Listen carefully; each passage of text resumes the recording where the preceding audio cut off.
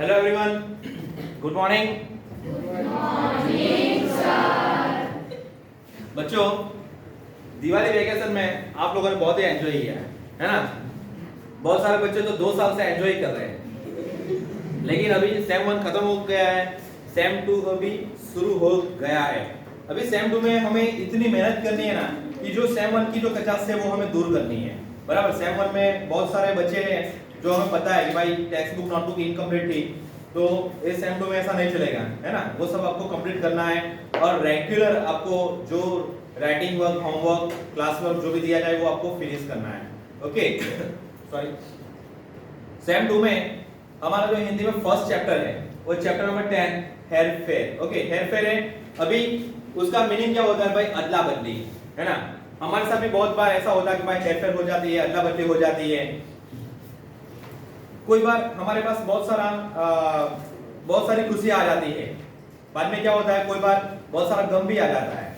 तो हमें ऐसे मायूस नहीं होना है, क्योंकि कभी खुशी कभी गम, है ना? वो तो हमारी लाइफ में चलने ही वाला है। हम या कोई भी हो, सबकी लाइफ में कभी खुशी कभी गम तो चलने ही वाला है। ये भी बहुत बढ़िया लेसन बनाया हमारे लिए। इसमें जो एक गरीब एक व्यक्ति है, वो पहले बहुत ही गरीब है, भिखारी है, बाद में बहुत पैसे वाला हो जाता है, बराबर। बहुत बढ़िया लेसन है, बहुत मजा आएगा आपको। अभी व्यंग्य कथा है, ये जो है उसका प्रकार आपको बाजू में लिखना है यहाँ पे, व्यंग्य कथा। और जो राइटर है वो सुदर्शन। बच्चों, मेरी स्टाइल आपको पता ही है कि जो कोई भी लेसन हो तो उसका राइटर और जो उसका प्रकार है वो दोनों आपको लिखना है और लर्न भी करना है ना? तो आगे बढ़ते हैं। पहले हमने लिया है पाठ का परिचय।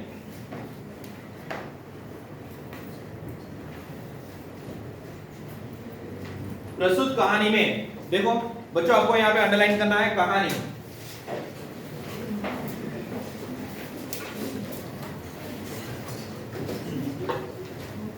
तो पाठ का प्रकार हमें व्यंग्य कथा तो दिया ही है, लेकिन इसमें पाठ्य परिचय में हमें दिया है भाई प्रस्तुत कहानी।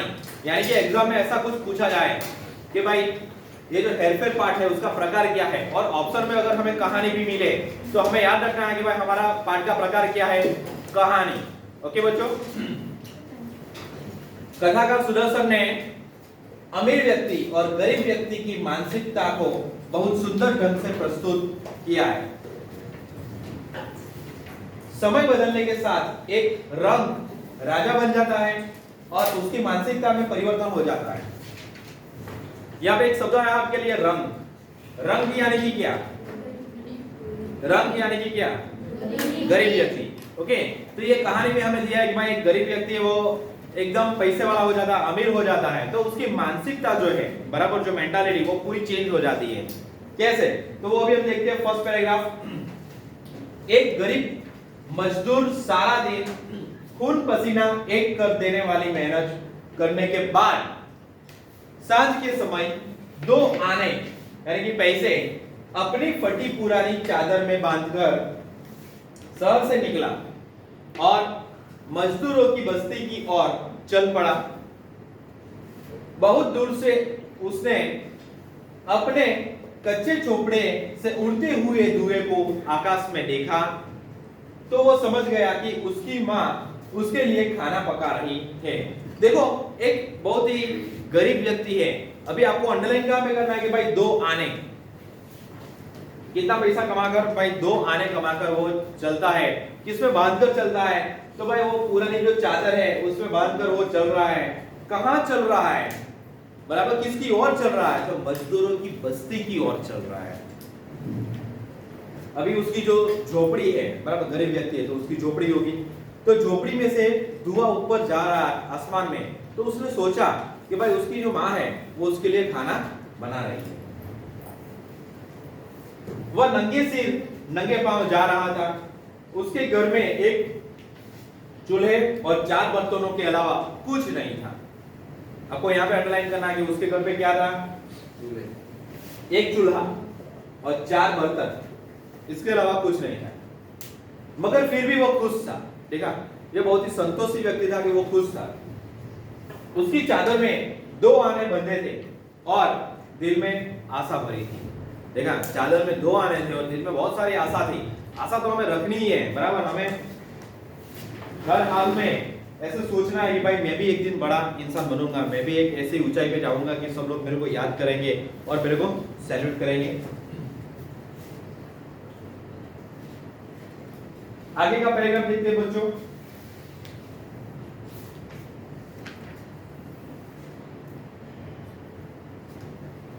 देखो ये गरीब व्यक्ति जा रहा है, बराबर है।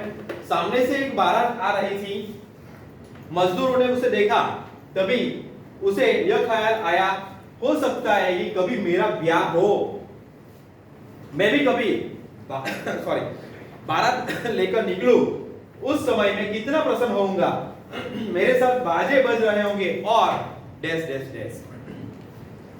ये सारे ख्याल जो है ना वो मजदूर के दिमाग में अभी आ रहे हैं कि भाई एक दिन मेरे पास पैसा होगा, मेरा भाई ब्याह होगा, ब्याह की शादी होगी, मैं भी बारात लेके निकलूंगा और डैश डैश डैश।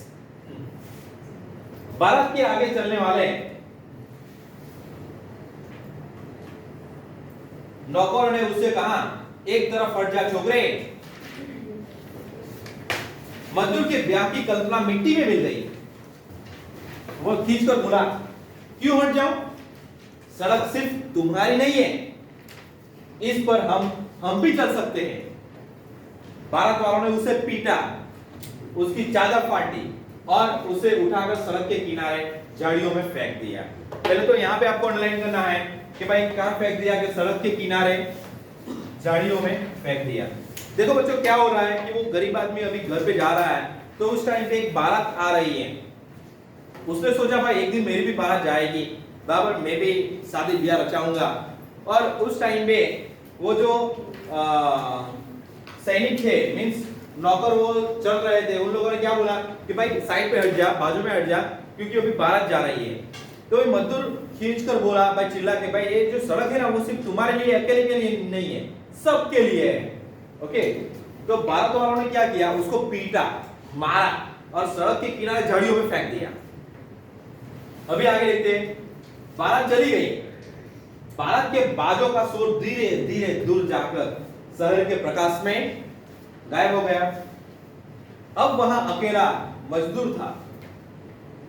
उसके चारों तरफ रात का सन्नाटा था, निराशा का अंधेरा था और दुखी दिल की आहें थी। वह घुटनों के बल धरती पर बैठ गया और अपनी सजल आंखें आकाश की ओर उठाकर बोला, हे प्रभु, हमारे पास न धन दौलत है, न महल अटारियां, न नौकर चाकर, फिर तूने हमें क्यों पैदा किया? क्या सिर्फ इसलिए कि अमीरों के नौकर आए और हमें मार पीट कर उठाकर सड़क के किनारे फेंक दे? आखिर दुनिया को हमारी क्या जरूरत है? अभी बच्चों याद रखना कि एग्जाम में लॉन्ग क्वेश्चन आंसर भी आते हैं, है ना? तो मजदूर ने भगवान से क्या कहा, अगर ऐसा क्वेश्चन आए तो ये पूरा पैराग्राफ आपको लिखना पड़ेगा। इसके लिए मैं आपको अंडरलाइन करवाता हूं, टिक करवाता हूं कि भाई यहां से लेके यहां तक इतनी जो 3 लाइन है, 3-4 लाइन, वो लॉन्ग क्वेश्चन आंसर में लिखी होनी चाहिए। अगर ये क्वेश्चन आया कि भाई मजदूर ने भगवान से क्या कहा, बाबा मजदूर बोलता है कि भाई हम लोग तो भाई जब बारात चली गई ना तो बहुत ही गरीब इंसान है, हमारे पास कुछ नहीं है, नहीं महल है, अटारी है, नहीं नौकर चाकर है, नहीं पैसे है, कुछ भी नहीं है, तो फिर हमको आपने जिंदा क्यों रखा? ये दुनिया को हमारी कोई जरूरत नहीं है। तो भगवान को ये कंप्लेन करे, फरियाद कर रहा है जो मजदूर है वो, कि भाई इस दुनिया को हमारी कोई जरूरत ही नहीं है, तो फिर हमें जन्म क्यों दिया, हमें इस संसार में क्यों लाए? तो ऐसा सब बोल रहा है, भगवान को फरियाद कर रहा है। अभी इसके बाद का जो लेसन है बच्चों वो हम नेक्स्ट पीरियड में देखेंगे, बराबर है, और उसके बाद की एक्सरसाइज भी हम देखेंगे। तो आज के पीरियड में आपका जो होमवर्क है आपको टिक कर देना है। पहले तो मेरी स्टाइल आपको पता ही है बच्चों कि नोटबुक में टाइटल मारना है कि हेरफेर, उसके नीचे आपको प्रकार लिखना है, रोज व्यंग्य कथा या फिर कहानी भी साथ में लिख सकते हो। उसके राइटर का नेम भी लिखना है सुदर्शन। उसके बाद देखो पेज नंबर 73 पे दिया है, आपको टिक करना है अभी के मूल्य, तो मूल्य भी आपको 1 टाइम लिखना है। शब्दार्थ भी 1 टाइम लिखना है और उसके नीचे मुहावरे दिए हैं। तो मुहावरे भी आपको वन टाइम लिखने हैं। बराबर, इतना होमवर्क है आज के दिन का। बराबर है बच्चों, तो अभी मिलेंगे नेक्स्ट वीडियो में और लेसन में आगे बढ़ेंगे। टाटा बाय बाय, सी यू।